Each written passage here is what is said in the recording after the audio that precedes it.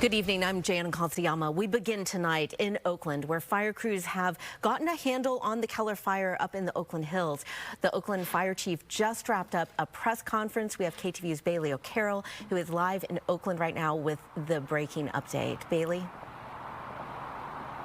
Hey, Jana. Yeah, Oakland Fire Chief optimistic about this fight tonight. Containment up to about 60%, but of course, it still isn't at that 100 number that they hope it to be at. So crews will remain on scene here through the night and into tomorrow. But I want to move out of the way so you can see what this looks like right now. A lot of the focus today has been on these eucalyptus trees, which cover the whole ridge side here. Those are, of course, big fuel points for this fire, and part of the reason it spread so quickly. They have been cutting down trees all day. We've been out here since about 11 o'clock this morning, and we've heard and seen some pretty big trees come tumbling down. But they do this all to protect homes and protect people. Of course, they don't want those burned and charred trees to come down on anybody later on. There's still some hot spots here that they are working on putting out as well. But I want to get to the biggest piece of information that came out of the press conference, which is an update from the chief on the evacuation orders. We still have a lot of work to do. We'll still be here through the night, through tomorrow, and we're hoping by this time tomorrow we can give you an even better report. In regards to the evacuation, we have great news on that front. We're going to be able to get citizens back into their home on Campus Drive. Right now, only people who live on Campus Drive will be allowed. OPD will still have a presence on Campus Drive, but we'll be able to get people who live on Campus Drive back in their homes this evening. So to reiterate, Chief says if you live on Campus Drive, you will be able to return home tonight, but not until 8 p.m., so just a couple of hours from now.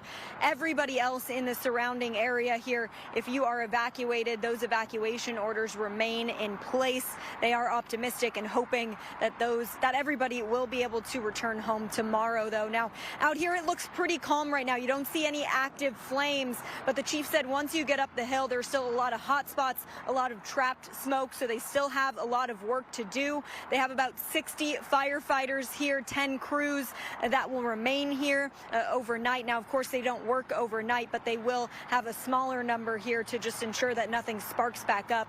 I will say the good news is the wind seems to have calmed down. We were out here earlier today.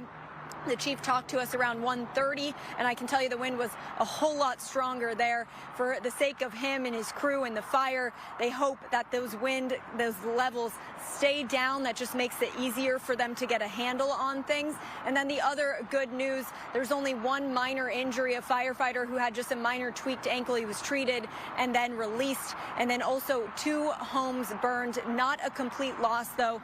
One badly damaged, another one just with damage there. But again, the good news, this fire up to 60% containment. Some evacuation orders lifted. If you live on Campus Drive, you're allowed to go back home tonight at 8 p.m. Everybody else remains under those evacuation orders until the chief says hopefully tomorrow, when everybody will be able to return home. Jana, we'll send it back to you in studio. And Bailey, 2 quick questions. First of all, we were seeing some video from yesterday with the big smoke plumes. Are you seeing any smoke or any fires from there on the command center area?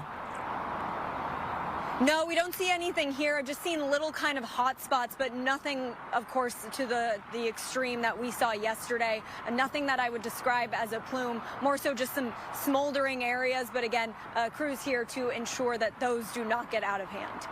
And did the chief today at the news conference say anything at all about what might have caused the fire?